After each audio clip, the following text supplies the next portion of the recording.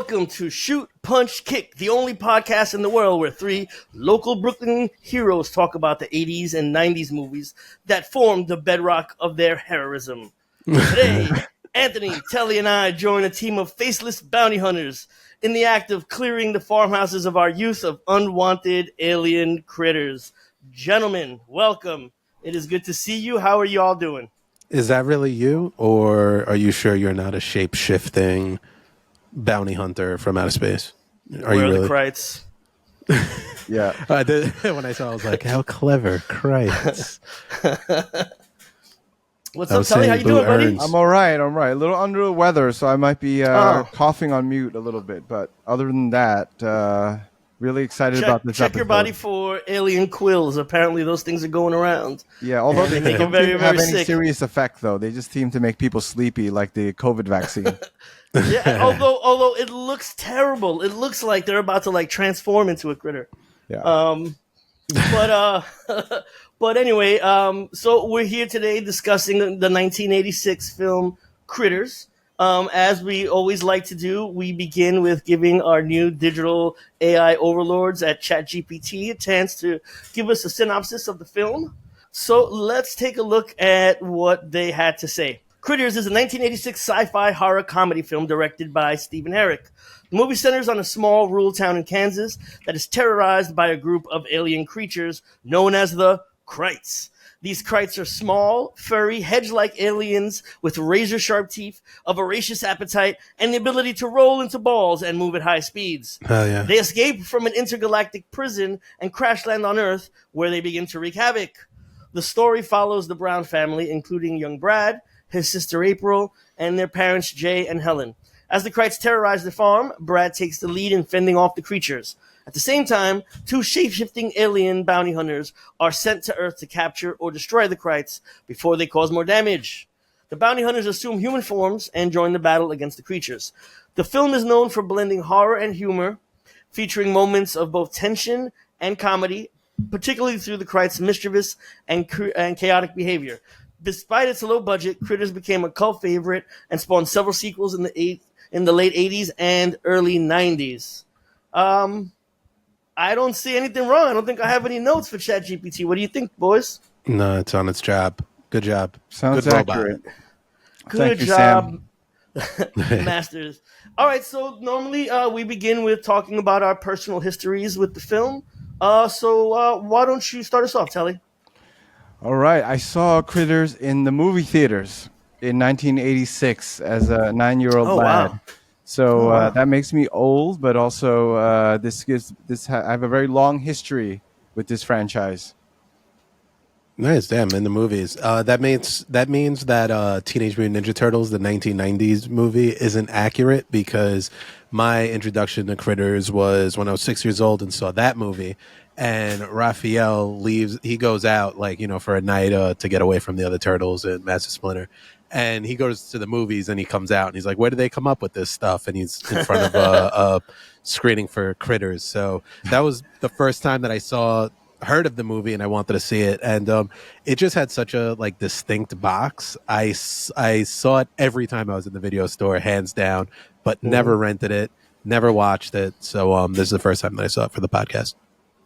I like to think that Raphael was kind of in the art house scene and wasn't watching he was way too cool to watch a movie the time it came out.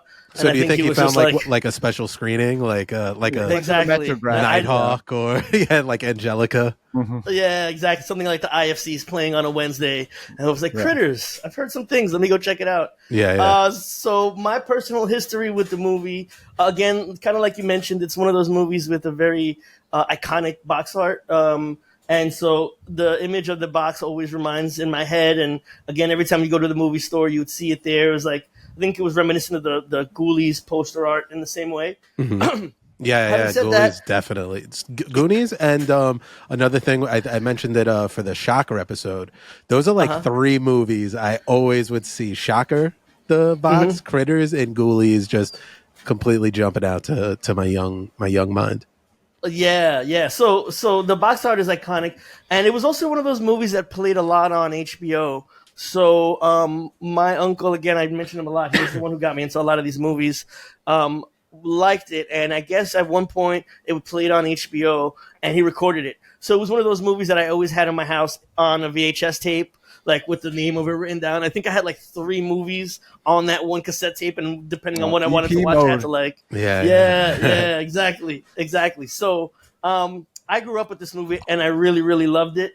Having said that, I haven't seen it. The last time I had seen it prior to this was probably on that VHS tape. Mm-hmm. So we're talking 30 some odd years since I've seen it. It's just something from my childhood that I always remember loving. Mm-hmm. So overall impressions. What did you guys think of the movie? Telly, why don't you get us started?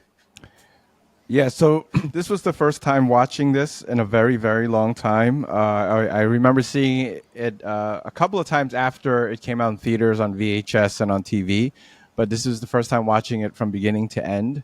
And a lot of stuff I completely misremembered. A lot of Mandela effect happening here because I remember certain things in completely different ways. Like what? Well, I totally forgot about the whole alien like thing in the very beginning. Okay. That scene, and then I remember the scene in the barn with the daughter, the sister, and Billy Zane being a lot more like sexual. I didn't know they would just be making out for like 20 minutes.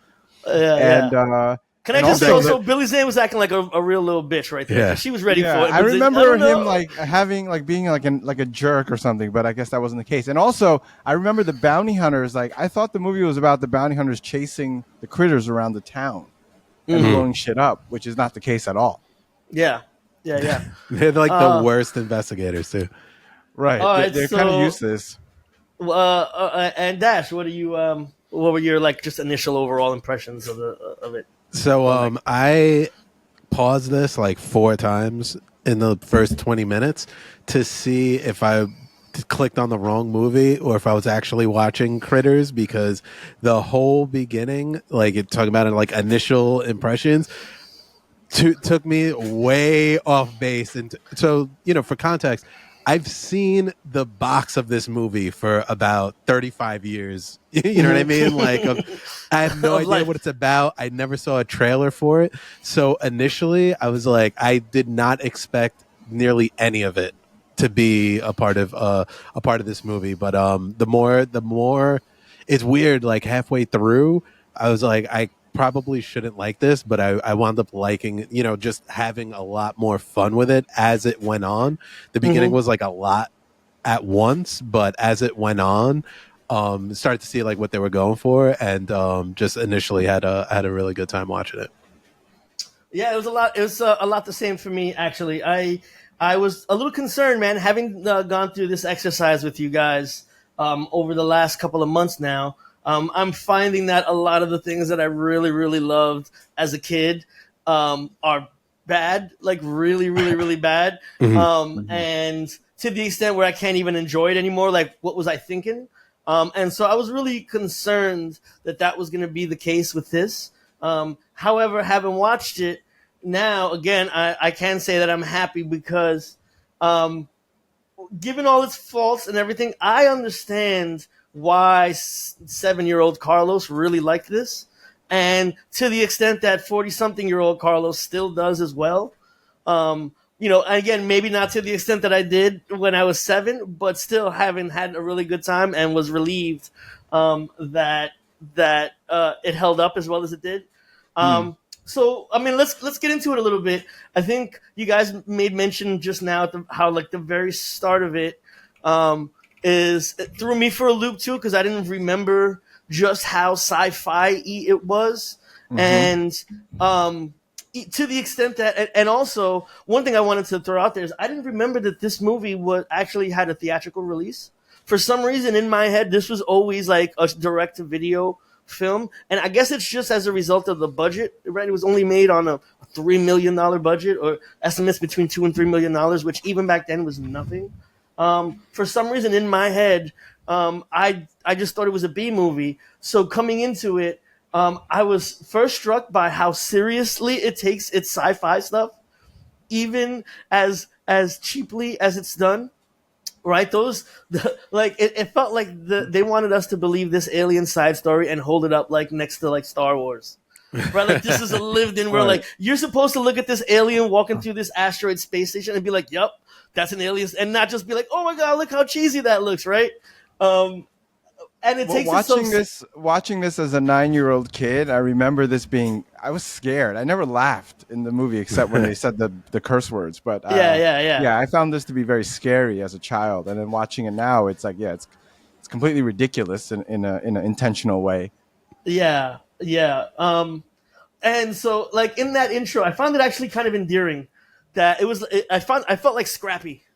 Right, it felt like yeah, you did this with, to the extent at one point they're in. I remember they're in their spaceship and they have like a panel full of buttons, right? And there's like spaces between the buttons that theoretically is supposed to be like stone or something. And he's pushing one button and all the other buttons next to it are getting pushed in, right? Yeah, So yeah.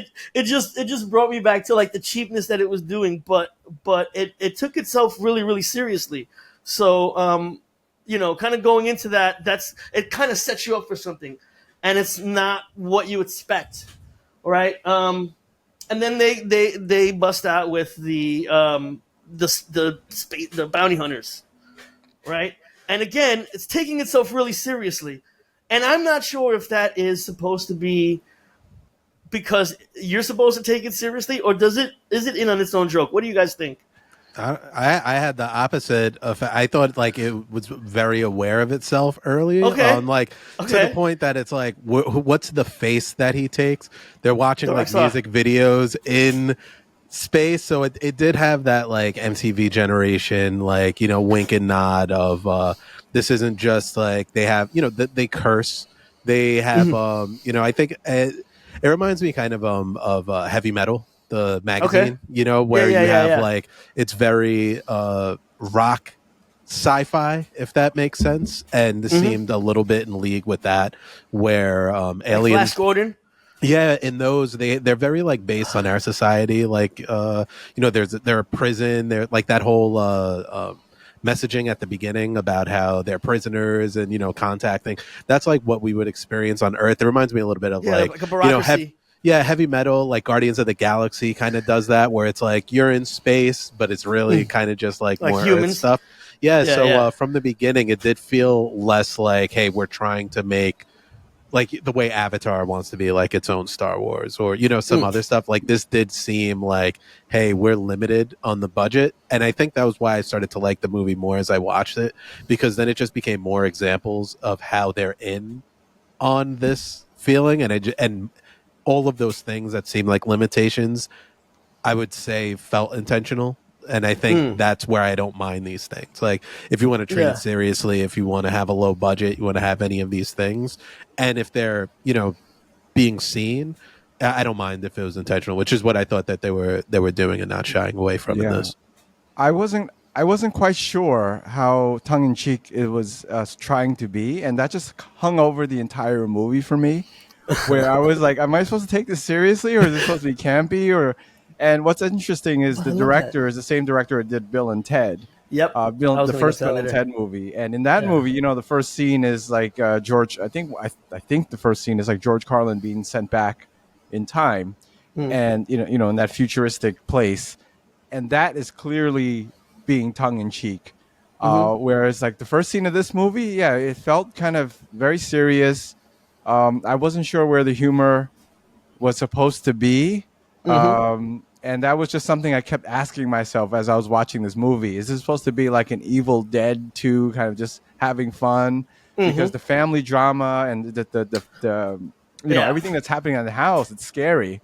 And some of the actors are giving it their all without any sort of wink to the camera. So it was kind of bizarre. I don't It see wasn't that. like Lost Boys, you know what I mean? Like think of the ending of Lost Boys where the house is being sieged upon Yeah. by the vampires, and and that is clearly they're just having fun. The director is having fun. Everyone's having fun. Whereas this one, I wasn't sure. I don't see. I don't know. I had the a different. Like I felt like Lost Boys. I thought was serious. With this one, I do agree. Like the mom gave such a performance in this movie. The mom that from Wallace. E.T. That's the mom from E.T. No less. Stone, yeah. it did not need it at all, but it was so over the top that it was great. I don't know. Like I think that's what everything was ridiculous, but they were so serious that I don't know. It just for me it created this thing where I just found it hilarious and not as scary. I thought that might have been the intent, almost like a Naked Gun to the degree, like where it's like a Wow! Oh, wow! Okay, dryness. But I don't know. I don't know but if that was the intent, because that's where I got a lot of the humor from. Not these like jokes of like, oh, the bumbling town idiots, but really in these amazing, I want to use the word amazing performances. yeah. Again, it takes itself so completely seriously, and it's bad. But I don't know if it's bad that it's good. But even so, all right. So that beginning intro does kind of set something up that's kind of almost completely different from the rest of the movie, but kind of important, right? You know, you see that wink and nod to like the space bureaucracy. Oh, there's supposed to be this many passengers, right? So, but then they do one thing that I think was really cool was I think it was maybe the first time that where they maybe from the Matrix got the idea of you can learn by just putting on these AR glasses and like I know kung fu, right? Because You're being generous when you call them AR glasses. Well, fair enough. Like, mind you, again, $2 million budget, right? But and then they get like a crash course in human like culture. So of course it's the loudest part, right? I just want to give and what do we pick? I'm sure that they were like, what's really popular? The first thing is rock music. Of course, I just want to say they chose the absolute worst rock band ever. That song, "Strong of the Night" or whatever of the night they kept playing over and over. Power of the Night. Power of the Night. How much generic could you be, right? I don't know. I feel that's where were they lampooning sort of 80s like hair metal-ish music and or was that meant to be? I don't think they were lampooning, man. I think they were giving their all, man. He got up on that stage, and I think he was and then they play the song so often. I really thought they were like, "Yo, this is rock, and this is a song for the ages." And the song has nothing to do with anything in the film at all in any way. Also, but the idea, I just want to shout out. I think it's a really cool idea that the bounty hunters are faceless. And then they choose a persona, which kind of plays later on with the other one who keeps changing, which I didn't really get, but I think it's a pretty cool concept. And if you look, actually, the actor who played the bounty hunter doesn't get credited because the bounty hunter doesn't have a name, so he's only credited on there as the rock star. Black. And so he hasn't. I guess he has a name in the sequels. Who, Johnny Steele? Yeah, he's yeah.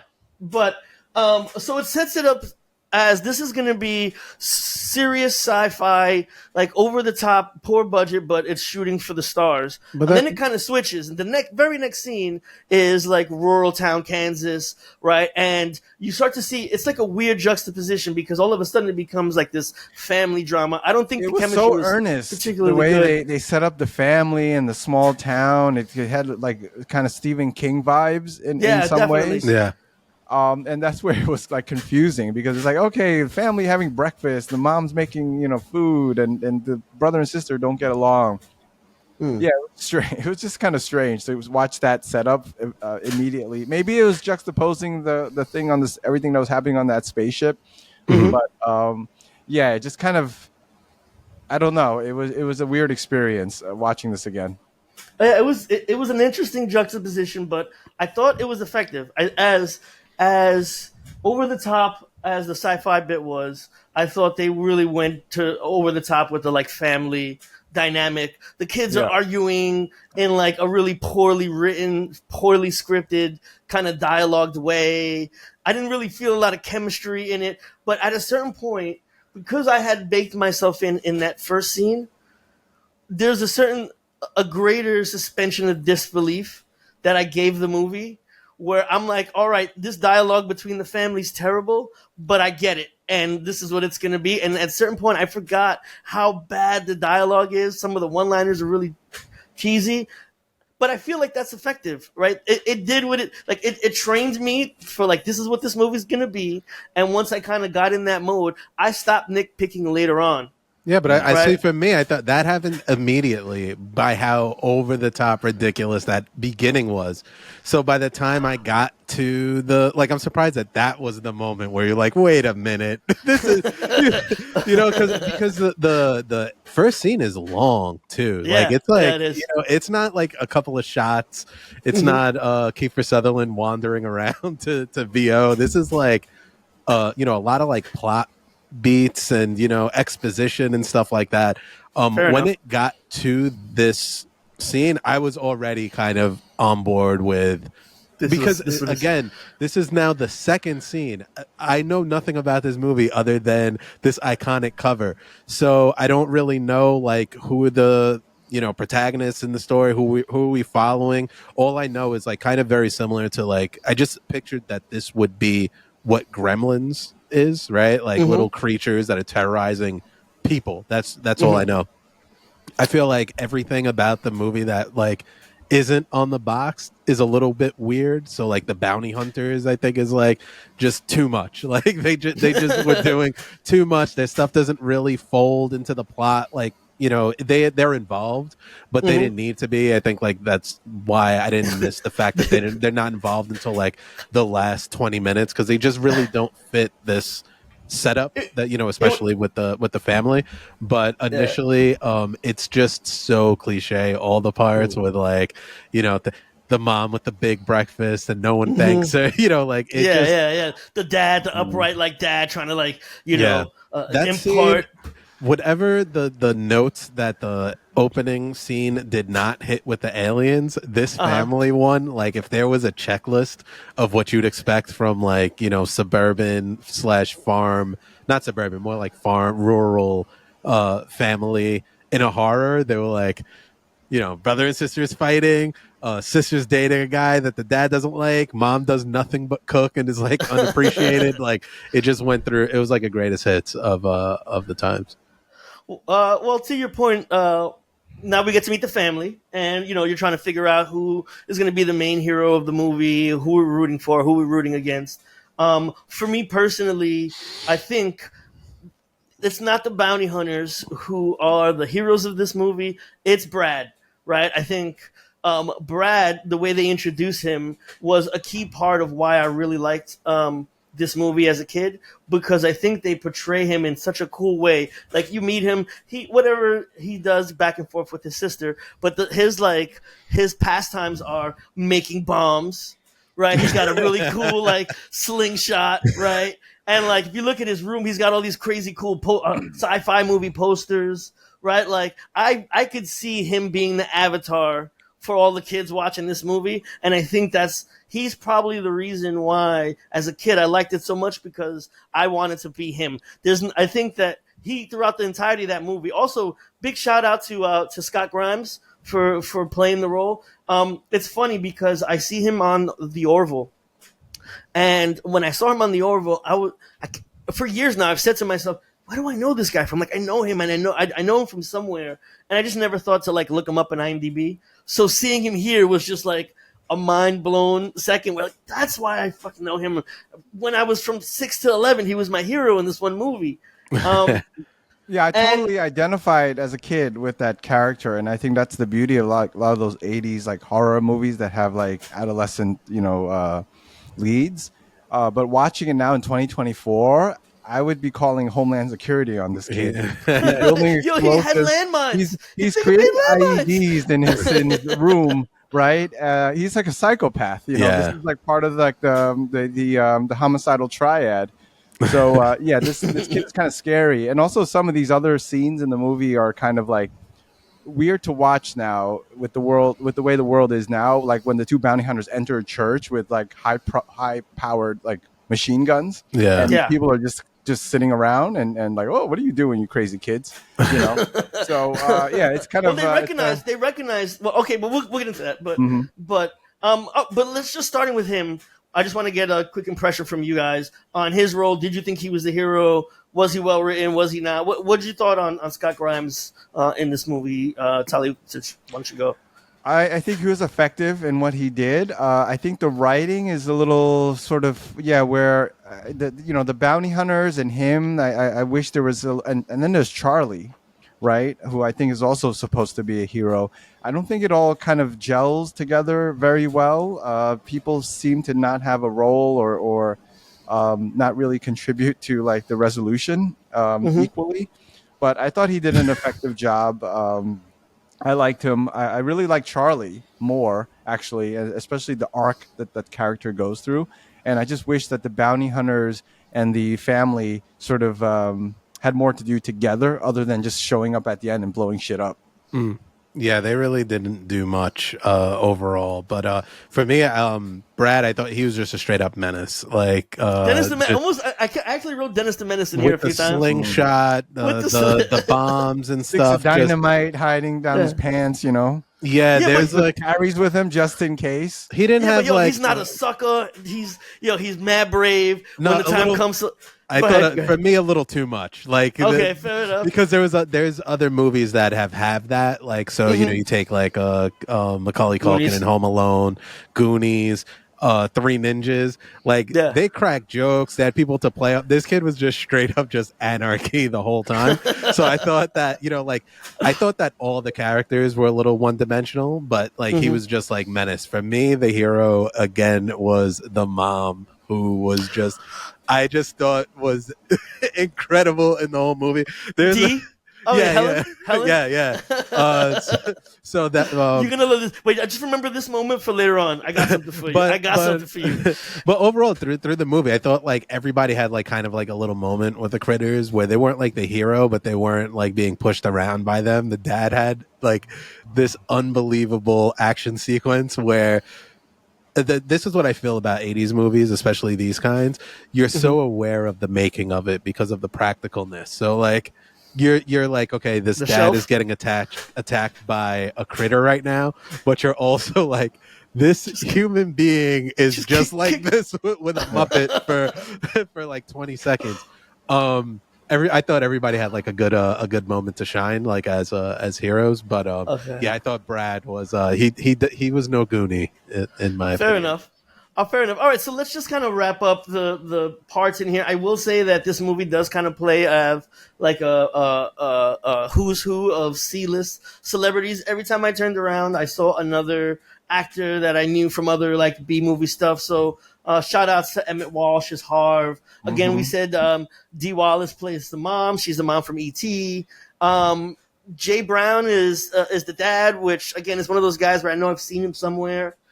Billy Zane was in there as the boyfriend who was scared to get some. Thanks, Billy Zane. Yeah. Billy And then Zane. also Shout out to Billy Zane. a shout out to Ethan Phillips, Neelix, as the sheriff who gets killed in the very beginning. He's Neelix in Star Trek.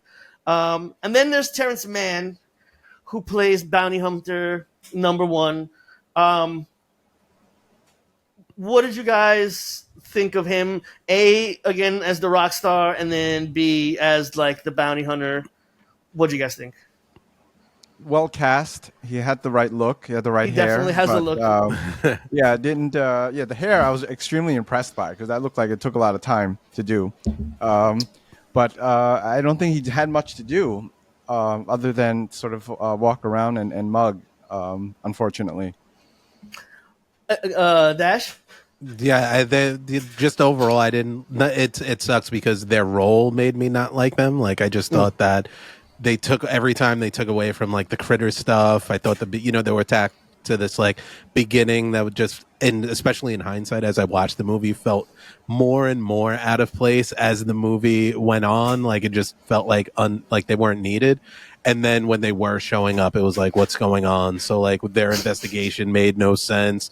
The weapon that they used was wild. How like one extended before it shot. That was like, all right, that's a very wild choice to make for the production department. So yeah, I just their performances are tainted by like that pairing probably knocked like 2 stars off this movie for me. Wow. All right. So I tend to agree in a lot of ways. I it's a shame too because I think the idea of them is really cool, Mm-hmm. right? That they can change. They have this high power technology. The fact that they're faceless and can change faces as well, as strong as they are. I will give a shout out though. The bowling alley scene is classic. It's something that I was waiting for because I remember it as a kid, and I think it paid off. And it was an effective to just have them be kind of fish out of water. I just wish there was more badass stuff for them to actually do to the extent where I feel like they might have done more damage to the town than the critters did. They Yeah, definitely especially did. when the town, everything is apparently made out of like plywood, Wood. you know, Yeah, the Yeah. yeah. buildings and stuff. So I agree with you completely about the bounty hunters. I like the idea of them. I think they're a really cool concept. Their abilities, they're these trained guys who know exactly how to catch the krites. They have cool technology. They're faceless. They have their superhuman strength. There's so many cool things that the idea could have done with it. But to the extent that you're right, they just kind of bumbling around town. I understand them kind of playing the fish out of water, but at a certain point, they did more damage to the town than the critters did, Mm-hmm. right? And so it was like the worst possible thing. I think the kid could have handled it really on his own. So to the point of the casting, I think he was cast well. He had a really, really good look. I just really wish that they had done more cool things with them. Um, I will say a quick shout out to the scene where they're in the bowling alley. I thought just them kind of walking in there was really cool, especially taking the bowling ball and smashing it. I think that was in the trailer, and it was something that stuck with me, and it really delivered. They walked in there like some badasses. Again, they shot the place up, so I don't really know how much they helped, but I think I really wished I would have seen some more cool things done with them. But I Let mean, me, I think that's the point, though, right? Like the point was that they seem like the comic relief and it to a horror movie. Like everything in the house felt very like, oh, we're making a horror movie.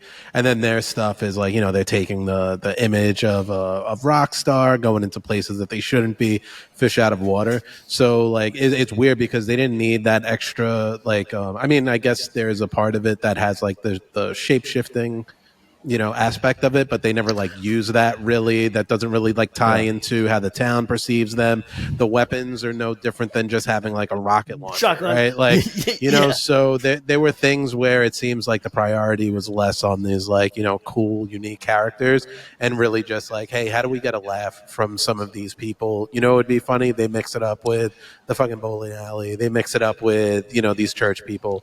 And I think they were never really intended to be like, hey, what's really cool, what we can do, and I think that's the reason why they don't have them show down. When it's not like a cat and mouse against the critters, they're really just two completely separate storylines that Yeah. converge for a moment at the end. And speaking of that, let me ask you guys, if they were to do this over again and there's two ways they can go where it's just focusing on the family, complete bounty hunters are not part of this at all, and it's about the family fending off this, the critters and then this kind of unknown, these unknown little monsters, or is it following the bounty hunters arriving to Earth and then teaming up with like the kid or some humans to chase after the critters? Which you think? I think the first one, because if you do the team up, you need an hour, right? Like how do you have them? When do you have them team up? Like not at the the end, like the way this movie did. So then, how long do you milk that? Back and forth of like the critters keep getting away. Like, you would have to be in like a separate location, like you get away from the house or whatever. So I think just really the whole, and that's why it worked in like Gremlins. The movie's a haunted house movie. It's a confined. To me, like, the part that I thought that critters worked was this confined space. They can't leave. And how do they use this space that, they live in as like a battleground against these invaders? So I would love to see that. But I think like, one, if they took this movie, that's like, more than half the comedy of it. And then essentially you get like basically what I'm describing is Gremlins, right? Like, not no space bounty hunters, just like a nuisance that starts at this house and then expands to the town, which is what what essentially this one did. I think that they could have had their cake and eat it too. I think instead of having the bounty hunters run through town and run amok, I think it would have been way more interesting if you would have seen, for example, them maybe clean up the critters on that space station that overrun. Actually get to see them in their element doing really cool stuff, doing technology stuff, and then just 4 or 5 of these critters got away to the farmhouse. And at the very end of the movie, you're watching the people in the farmhouse getting away, but you're also getting to see the bounty hunters, do what they do best by, maybe taking down overrun of the prison by the critters, really see them do some badass stuff. And so that it becomes a race, like, are they going to be able to do this mission in time to come help these people on the farmstead? And the people on the farmstead, they're trying to do is hold out as long as they can so that the bounty hunters could make it to them. Instead, we got this kind of, again, this fish out of water thing. Although I don't think it was effective. One thing that was kind of interesting is the idea that the other bounty hunter kept on changing the way he looked, because what that meant was that every single time they went into a part of town, people didn't immediately like run away because they got to play that joke of, Johnny, is that you? Well, Yeah. why are you wearing that makeup? And then he's the preacher, right? But what that also meant was that when they finally meet Brad, he recognizes both of them, right? Because he sees the rock star that he's a huge fan of, but he also sees a local town, person. I think by that point it was his best friend already, right? The other dude. And so there was an interesting dynamic, and I liked the way it kind of played at the end, so that the kid immediately felt comfortable. It just wasn't done super well. I wish they would have done more, as what I get back to. I love the idea of the bounty hunter, but they didn't do enough with them. But aside from them, I guess at the end of the day, we got to talk about the critters, right? As villains. I want to say, before I throw to you guys, this was a part of a group of movies that came out all around the same time. There was a slew of like pint-sized monster movies, including Ghoulies. I think we mentioned Gremlins. And then there's also Child's Play. And I think at the time this was heralded to be like New Line's answer to Gremlins. But apparently the writer, Stephen Herek, has disputed this. And he gets really angry when you mention it, because the story was completed by Dominic Muir, and he's saying that it was done way more. The story was completed before the beginning of Gremlins. So he didn't steal it. But not only in that context, not only the critters themselves, but in the context of other pint-sized villains in other movies that came around that time, what do we think of the critters themselves as baddies? Anthony, why don't you get us started? So I'll say I love the critters. I thought they looked awesome. I liked how they moved. I liked how they were presented in the movie, like very short shots. For the most part, the only thing that I didn't buy visually with them was where it shoots the needles. I thought that looked like a little cheesy. Okay. But everything else I thought was so dope. How they like turned into balls. They felt fast. Zooming around. There was a scene where one of the critters is shot by the mom with the shotgun, and they cut to like maybe half a second of that shot, and there's a reaction of one of the critters. So like one of the critters is stationary, and then another one just like turns as like a reaction shot. Yeah, no, not the fuck one, but it was just like he just turns to it. It was just like an example of like attention to detail of how they react. They felt real in the space. And I thought they were dope. I've gone my whole life knowing what the critters look like, but I never saw the movie, so I didn't know that they were gonna do this. Like, they did all the hits too. They did you hear something fall, it's the cat. They did the critters cam, the really low, like scurrying. Yeah, you can see their point of view. I love that. Yeah, point of they view. did the moment of like the tease where you're finally revealed to them. Yeah, you don't see them at first. And they did not disappoint. I thought that they were done really dope. Where do they stand overall with the other ones? I think them by themselves are dope, but the other tiny creatures, like the Gremlins mythos, I think is so dope. Of like, don't get them wet and don't feed them after, like just a couple of rules. And then they have the weakness of sunlight is like, I feel like I'm surprised there's not millions of Gremlins properties, because it just like lends itself to just like, what do those rules mean, overseas in a different time? Like, If I was like, whoever owned that, I'd be milking that franchise. Same thing. I thought Child's Play. He has like a little bit Chucky. better mythology of who he is with Charles Lee Ray Dewey, and like Dimbala, give me the power. Everybody knows that. Everybody all knows this it. stuff. My issue with the critters is like the really just like the bounty hunter stuff, and like I think that it felt a little contrived and just not as dope. I feel like it could have been dope if, to your point, they did something more interesting with the bounty hunters and like explored that in a way that wasn't like, hey, these are bumbling idiots who can be anyone, and we're not going to really explore that. But critters alone, big fan. I thought they were really dope. Telly? Love the design. I love my movie monsters, the small movie monsters, ugly and nasty and not cute and cuddly like the Gremlins. So definitely prefer the critters over the Gremlins. Some of them are mogwais. Yeah. But I thought watching this again, though, it's sort of like I got to a point where it's like I kind of got bored with the critters themselves because they just seem to have no objective. And you could get away with that. Like in a zombie movie, they're just kind of like invading the house, but there's like some real intense drama happening with the survivors. And here it's just kind of like, what do these guys want? Like, what do these monsters like want?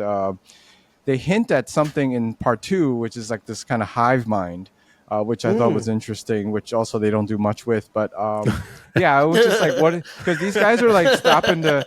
And it was weird where the critters are in this film are just like stopping to tell jokes and they kind of like riff off of each other, and it's sort of like I just didn't know what to make at a point. I just didn't know what to make of them. Right? Are they these kind of mindless monsters that just want to feed, or they want to take, or are they just these anarchist animals that just want to create havoc?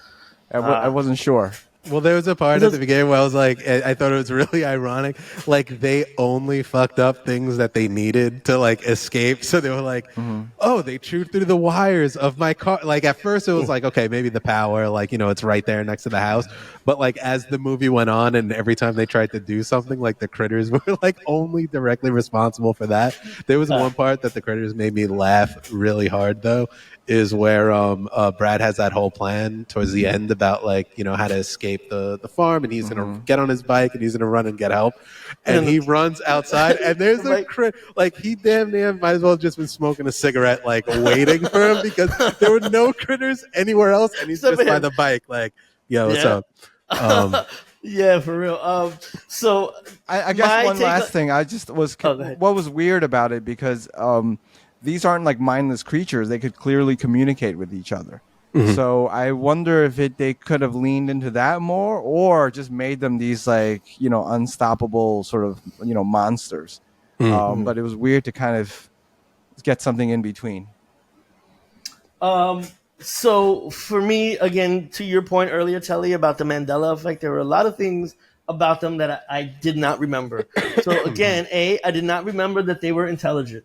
In my head, that they were just like menacing tribbles. Right, they got everywhere with like zombies, right? So I found it interesting because at the very beginning you see them kind of manipulating some of the dials on the ship, which changes it a little bit because now they're smart. So immediately I thought that was that changed how I thought about them. Another thing I did not remember was the quills, and again, not necessarily well executed, but the concept was cool.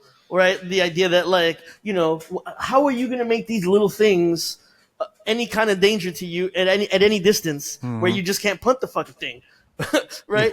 So that them having a range thing, but I also think it would have been cooler if it looked a little cooler and if it did something more to you, right? Than just like kind of make you sleepy and like lackadaisical, and so I didn't remember that, and.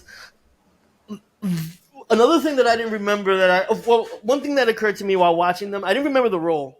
And while watching it, I remember thinking to myself, like, how cool would it be if just us as humans, we had the ability to just roll? Just like as a mode of transportation. Like I would fucking roll everywhere. We do, but it's painful. You know what I'm saying? It's not particularly faster. One of my earliest memories, it brought me back, Tally, was, and I don't know, Anthony, you might have been there too. We had just got a new camera, and we drove to Prospect Park, and we were trying to work on point of view shots of someone rolling down the hill. So we went to Prospect Park on a Sunday. You and I unlocked think the memory in my head.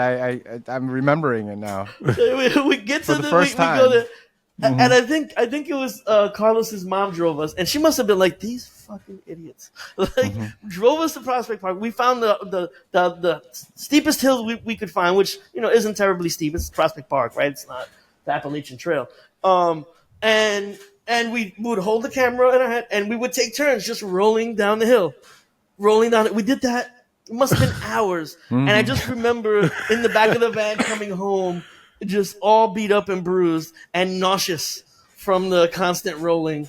So anyway, yeah, memory unlocked from our childhood. And speaking then of you watch rolling, Critters, and they're just like, just film them rolling. We don't need the point of view. Just keep well, speaking of rolling too, as I was watching this again, and the new Sonic movie's coming out soon, and I was thinking, did this influence Sonic in any way?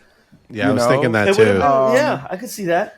It's very possible because I looked it up. I think Sonic came out in 1991, which is 5 years after Critters. So I wonder if the turning into a ball and just like rolling around was influence on that game. The AI named them as hedgehog-like creatures. Yeah, the synopsis we did earlier. So that's interesting. Yeah, that is. He's also like he has attitude and stuff. Yeah, I also liked them being intelligent means that they were able to strategize. Like they totally ambushed the dad in his basement. Right? Which again you kind of need because what strikes me, what I always come back to when I look at these pint-sized monsters is the idea that at the end of the day, just fucking kick that shit, right? Just punt them. I don't care if it's Chucky. I don't care if it's a gremlin, right? Whatever it is, just grab that. Like to your point earlier, Dash. He's sitting there and there's like one, and he's just like struggling with it, but like the movie would be 15 minutes right? Then, though. Yeah, and also I love it. Like the discourse is always like, man, if I was in one of these things, I would just take. And these same people, like a Chihuahua, you're telling me a Chihuahua wouldn't fuck you up, like. In like fairness, we live in New York City, and we've got a giant rat problem, right? Yeah, that big. But final point to that end though is what I love most about the Critters. Also, they made me laugh if they cursed, right? And like they see each other get blown up. The little reaction shots because they're smart and they're also mischievous. Oh, another thing I noticed too is their first instinct was food. How much do they need to eat? I think they ate entire cows. They're like this big. Yeah. Well, I think then they started just eating shit for the love of the game. They were like, there's no reason to just like mess up a car. Like none of the cars worked. Nothing they needed worked because of the critters like eating it. Yeah. So it's like, what is your diet at this point? I think also the them getting bigger, the critter getting bigger and bigger was a little underbaked. And I was talking to Telly earlier. You said that they don't follow through that in the subsequent movies, right? No. Yeah. So that was interesting, but the most endearing trait for me, the part that I love most about the Critters, is how absolutely fucking petty they are. They are the pettiest villains, right? The whole movie, the dude, like, right, the kid Brad made one of them eat a M80, and it killed him, right? So, like, the very next scene, they're in his room, just tearing it apart for no reason, throwing sheets around. I think one of them is trying to get with one of his, like, action figures. Right? Oh yeah, like, he rips apart a ET doll. Yeah. That's where it got very. That's like, where the Gremlins influence was very apparent.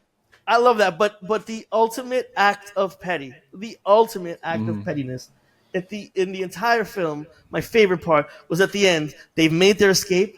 They're on their escape plane. They're ready to go, and then they stop, and they hover above the farmhouse for no reason. Just blow that shit up. And they giggle maniacally as they get pulled away. If they hadn't done that, they'd have survived because this is what gave them the time, right? But they are just petty as hell, and that was a moment where the Critters made me laugh hysterically, and I love it because I am just as petty. Mean spirited. Critters are great. They are. I mean, listen, guys, I had some stuff here about direction. Do we really want to talk about the direction of the film? I do for 1 second. Okay. All right. Well, there you go. Yeah. Okay. The part, and this is where the movie won me over. Okay. There's a part in the It's after the dad has his fight in the Uh-huh. basement. We've revealed, we met the aliens. We got Billy Zane. That scene's crazy. What happens with him? Dad Okay. fights off the critters. I'm still not super sold. The mom shows up at this point, and she comes up with the plan of barricading them. So they have like a moment where they're talking about like the plan and how to deal with these critters. And the dad's like, "Yo, we got to get out of here because this shit is crazy." And the mom's like making the case like as if they're zombies to barricade themselves and make the house stronger. And she's shooting a shotgun at this other point, and like just completely overreacting and like overacting with the screams and like super selling these critters as like the biggest threat. And when I saw it, I was like, this is such a like really well shot and put together horror scenes. Like there's certain pockets of the movie that treat itself like 80s horror, like an 80s slasher, like Which real it thriller, is. but it's mixed in with a lot of like, in my opinion, like some bullshit moments, like, like very like comedy based, doesn't really have to do with the other stuff that kind of like, just like I kind of tuned out. But I was just surprised by how well done that those sequences are, of like them running up the stairs and tripping, and it's a ton of like cliches that are have been done before, but like especially coming at it from like an editing background, I just thought that it was like the way the craft of like how much they showed the critters, how they played up those moments. It's like a pretty self-contained movie in like one set piece. And in it, I was like, that whole basement scene they treated like a moment. The Billy Zane in the barn, that's just a barn, but it felt like it had a bunch of different beats and moments that were coming across. And like for like such a low budget, scrappy movie, there were some parts I was like, That's the damn, key they part too, to fucking be able to do it with that budget. yeah, is like really, and this is his first film. This is the yes. first film he And directed. I can and like looking at it, for me the part that I didn't really like was some of the writing of it, but in terms of how it it was was terrible. like made and put together with like the special effect of like their face, I guess it was like probably like a candle or like a wax face melting, and then they did it in reverse to like show Yeah, them like yeah. I just thought like some of the That's shit was not like fucking really creative. The puppets of the critters were dope, and just the puppeteers did their thing of it. So in terms of the directing, the acting was way more than it was called for, but I loved it. Like You loved her. it I made thought me she was laugh. terrible. Like I found the mom to be the most annoying part of the whole movie. No, there's a part no, where I She like the really she's just mom. like, but she tells Brad, I forgot what the exact word she's just go she's like, close it or some shit. she Shoot at checked him, right? the barn. He's like, I checked it already. Check it again. Yes. And then she checks herself, and she's like, "Oh yeah, I'm freaking out." No, I thought the direction, I thought the storylines and scenes in isolation were directed really well. When you kind of put it all together, it doesn't really quite gel. And I wonder what this film would have looked like if he directed this after Bill and Ted, and sort of gotten some more experience. Yeah, because some of the scenes are very like the scenes with the family are like maybe too serious for a movie of this type. But that's what I love. And then the stuff with the bounty hunters is just very corny, you know. So I feel like it doesn't really find a really strong balance there. I thought the character of Charlie, which was my favorite character, was just kind of underwritten and was shoehorned in. And speaking of that actor, I thought he was great because he could play like the town sort of somewhat mentally handicapped, and then But like he was this also the sophisticated badass, bounty right? hunter. Yeah, I thought he. We also look at it. And this was my New Line Cinema, so I thought he should have played the Lawnmower Man. By the way, so I think he would have been more convincing than Jeff Fahey playing, mentally handicapped person. But overall, extremely well made for its budget, for sure. Yeah, and just some other mentions for Stephen Herek. He did, as we said, Bill and Ted. He also did Mr. Holland's Opus. Yeah. He did Three Missed that one. Musketeers, that and one. he also did Don't Tell Mom Babysitter's Dead with Christina Applegate. Definitely saw that And one. Mighty Ducks as well. I'm Right? mixed on I Don't didn't Tell see that Mom. one on there, but possibly I didn't. When I looked at it, I didn't catch that one. But so this movie again was made. IMDb has it at 2 million. Wikipedia had it at 3 million. Let's say 2.5. And it grossed worldwide about 14 million. So it didn't wind up ranking on the top 100 again films that I had seen for that year, which again lends to my surprise that it actually was released. But you couldn't say that it was a complete flop, right? It made 4 times its budget. So and then subsequently there were a bunch of movies in the series that came out after. And movies like this apparently did extremely well on home video and TV. So I think that's where there was also a lot more profit. So I'm guessing, but I think that 14 million that I saw worldwide, that's got to be box office, right? Yeah, that's just that's just theatrical box office. That's not about rentals and or so anything even else. Better, right? Yeah, then they definitely did make a killing on it. And I'm glad they did because it made some interesting movies for me to watch later on today.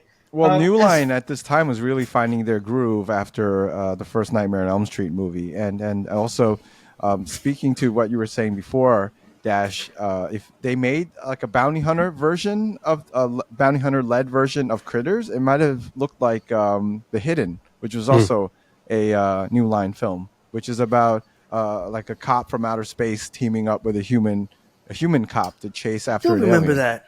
Yeah. Oh wow. That was that traveling that that alien that kind of went inhabited people's bodies and turned into them. I never seen that. Yeah. So review wise, right now it's sitting at a 52% approval rating on Rotten Tomato. The site's consensus reads, while Critters ekes out some fun from a game cast and screwball tone, the titular monsters failed to deliver the credible menace. You like that? that makes the scary creature feature satisfying. Roger Ebert, Telly's homeboy, rated the film 3 out of 4 stars. He says what makes Critters more than a ripoff are its humor and its sense of style. This is a movie made by people who must have had fun making it, which I agree with. Yes. 100%. I just very quickly saw a couple of reviews from Letterboxd. The first one is from Naughty, a.k.a. Julia Norwood. An average American family faced the onslaught of extraterrestrial attack from toothy furballs with venomous quills referred to as krites. If that wasn't enough to get the old adrenal glands working overtime, there are a pair of shape-shifting alien bounty hunters, hot on the trail of ravenous critters, who are just itching to see some action. 100% pure, unadulterated, cheesy sci-fi goodness. And another review I really enjoyed by Maria, this was a 5-star review. It said, it was terrible. I really enjoyed it. And then a 0.5-star review. This one is shout out to you, Anthony. It's from Marina, and it says, Helen, you are so useless. And then the last one that I read, that I really thought was pretty funny, is a 0.5-star review by Serial Enjoyer. Serial Enjoyer, 0.5 star. And the review reads, Critters, more like shitters. Wow. Tough so crowd. As we wrap this stuff up, before we get to our reviews, we like to do a thing where we call out just our favorite scene from the movie. So, Telly, do you want to give us a start? Yeah, my favorite scene watching this over again is the scene when the dad goes into the basement and he's searching for something that's down there. Puts his hand out. But they have those shots of like the shelf, and there's like a teddy bear in there, and it kind of resembles a critter, and it's a lot of great misdirection that's happening and suspense. And I remember seeing that as a kid and just being scared shitless. I just kept screaming, why would you use your hand? Like, grab a stick or something. Right. Why are you using your hand to grab it? And it's a horror movie, so people got to do dumb things or it's going to be not very And they interesting. ambushed him, too. It was a trap. Yes. They set one guy up on the side. That's when I'm like, all right, these critters are all right. They're smart. Hell yeah. Dash, what's your favorite scene? My favorite scene is probably not just because of the movie itself, but because I watched it on Plex and I streamed it from my computer's hooked up to the TV. So this whole scene where Brad, he gets the dynamite, sticks it in the critter's mouth, and then there's an ad. Ah! The ad comes up, and so the Boom, ad boom, is like boom. 30 seconds, whatever. It runs the whole ad and then stops. Like it just freezes, so it doesn't go back. It doesn't play again. So close the movie, reset it. Try to find where I am, so I didn't know like where I was in the time. So I go a little, I'm like almost there, a little bit closer, wait too far, went back, replayed like the 5 seconds where he sticks the dynamite in his mouth, and then that sequence happened, and I was like, it did not disappoint. Like it was. I'm glad it happened. That's yeah. that's a funny did it scene die? because it just like I think it just keeled over. But it's a stick of dynamite. Obviously, a stick of dynamite. But when the critter takes it, it turns into like a Tootsie Roll or M80, and then it changes size. The scaling is a little off there. Yeah, but the weird thing was like in that break, I'm like, what? Like, I nail biting. Like, it was the biggest cliffhanger. And when it came back, like, I was like, I didn't know if he was just gonna like, douse it and it wouldn't affect him. If he was gonna explode, what's gonna happen? And like, like just guts everywhere. And the way it happens is he burps. He expands a little bit, subdues it. Like a little smoke comes out, and then he falls over, which was not on my bingo card. Which is why I didn't know if it killed him or not, or if he just like had heartburn and went to sleep. So that to me was just an experience. That's funny. All right, yours? So for me, I have the bowling alley I already mentioned. I just thought it was a super badass. It's iconic for the movie itself.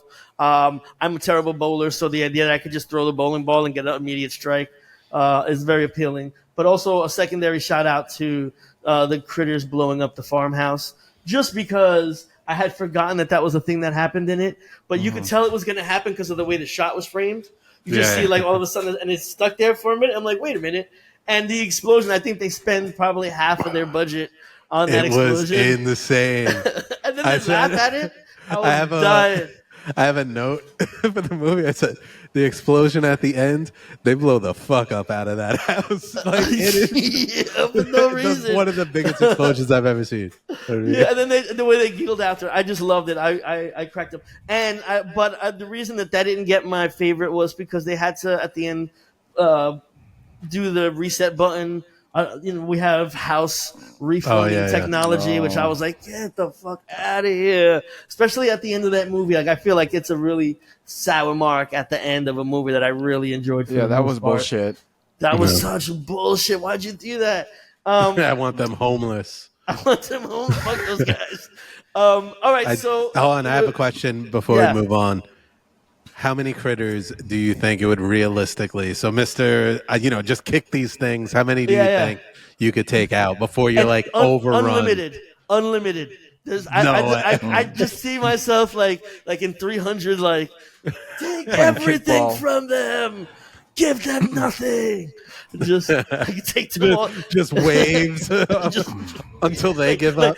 Like Lord of the Rings, like in that first scene in Lord of the Rings, Sauron is just smashing them with the thing, and that'd be me. I would fuck them all up. What do you think? How many do you think you could take? Like 3. You think 3 is all you could take? I mean, again, if they quill me. Even quilling aside, I feel like how many could I kick before one starts just biting the shit out of me? I feel like once they start biting you, you're done. Yeah, right. Like, if that thing's hanging out, look at rewatch that scene with the dad. He tried that shit. He's sitting there. What about you, Tully? How many can you take? I think 4 before I lose my balance. Yeah. Once you're on the floor, I was never good at soccer, so. Yeah. All right. So let's wrap it up, guys. Let's do our final reviews. For me, I came back to a piece of nostalgia that I loved. Really concerned that it wasn't going to hold up, and it not only held up. I think it held up extremely well. I'm going with 4 terrible rock ballads out of 5. Oh, wow! The song wasn't that bad, was it? Okay. No, I thought I liked it. I liked it too. Okay. It was what it was. Yeah. Telly? Okay. So this is one of the bittersweet things about doing this podcast, going back to movies that I loved as a kid and watching them as an adult and not getting the same joy out of it. And unfortunately, this was one of those situations where watch it again. I could totally see why I loved it as a kid. it doesn't quite hold up watching it now as a middle-aged man. One thing I just noticed, there was nothing really there, no real memorable scenes for me in the film that I went back to over the years. You know, and maybe that's one of the reasons. But overall, still very well made. I can appreciate the craft. So I'm going to give this 2.5 sticks of dynamite shoved down my pants out of 5. Whoa. Nice. Going a little bit higher up, I didn't have the nostalgia with this, so I really went in without like any set expectations, just hoping I would have a good time with it because, this I'm like basically full circling this moment of, having been introduced to the movie like, 30 something years ago and to finally see it. And I'm going to give it 3 dorks from New York out of 5. There was too much of the movie that I didn't enjoy for it to go too high. So like all the bounty hunter stuff I wasn't really into. The intro I wasn't into. And also just too, like I was like, they didn't show the critters for like 30 something minutes, and this isn't like Dark Knight Rises or anything. It's kind of a slow burn, like watching it over again. It's even though it's only a 90-minute movie, right? Yeah, and what it's filled with was just so much that I didn't care about. But I thought like when the movie got going and the moments that they wanted to like do some really cool stuff, I thought that it was enough to cover the parts that I didn't like and leave my overall impression just really positive walking away from it. So I'm going 3 out of 5. Dash, with that 3 out of 5, would you say it would warrant you watching any of the subsequent films? Do you have any interest in seeing any of the subsequent ones based on having seen this?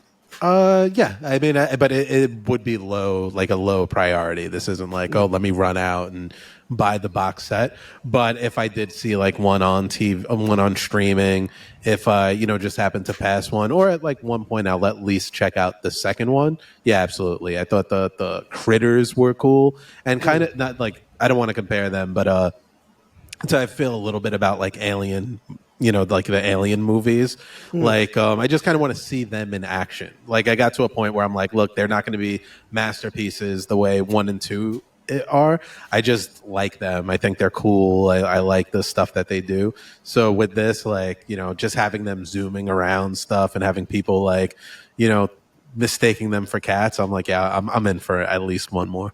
Yeah, this movie gave me enough nostalgia vibes that I spent the weekend watching the 2, 3, and 4, and I'm glad I did. I always wanted to see the sequels, but yeah. Did they get worse, or is there like there's 2 better? Like what's 2 the order? is kind of messy. Doesn't do anything interesting. 3 is the a cinematic debut of Leonardo DiCaprio. 4 takes place entirely in space on a spaceship, and it has kind of like what I was talking about. Angela Bassett and Brad Dourif as its lead cast. So it's kind of mind blowing. That's interesting because they were doing something. I think it was like even a lower budget than the first movie. So it's interesting watching that from a filmmaking standpoint. But if you don't watch those movies, you're not missing any great cinematic work. So no rush. No need to run out and buy the Blu-ray set. All right. Well, thanks, gentlemen. I had a great time discussing Critters with you. Now I think Telly is going to let us know what we'll be watching next week. All right. We're going back to 1986, and we are going to watch the one and only Highlander. Oh, nice. You know what? It's go. funny. This morning I was watching part 2. It was just no. happened to be on. What, Ironside? Sorry to hear that. It's funny. Every time I have to pick a movie, so I do a lot of like randomizers. I have an app and I'll like drop in like, the different titles. I always have Highlander on there. Yeah, Highlander's great. And Queen, man. The That music. Queen soundtrack. Mm-hmm. Yeah, I would love to watch a cut of Highlander without the Queen music and see how the movie holds up. Ooh. Oh, that sounds terrible. No. I would. All right. Well, that sounds great. Could replace it with Johnny Steele. What was his name? Yeah, Johnny Steele. Yeah, the beat of the night. All right. Power of the night. Power of the night. Power of the so crap. much slander on this poor. Well, Carl, the last thing I'll say about Critters, I'm really surprised that your D. Wallace hate especially since you're a Diane Wiest I person. I found was this getting so very similar annoying. vibes between those two. Okay. Oh my god, what are we gonna do? I guess you're We ride should and stay die with here. Diane Where's Wiest. it go? I mean, listen, me and Maria felt the same apparently from Letterboxd. I actually really liked that first review. It was terrible. I loved it. I think is kind of how I felt about this. Thank you everyone for joining us this week on Shoot Punch Cake. Please like, comment, subscribe. Let us know some other films you'd like us to cover. And really looking forward to seeing everyone next time. Talk to you later.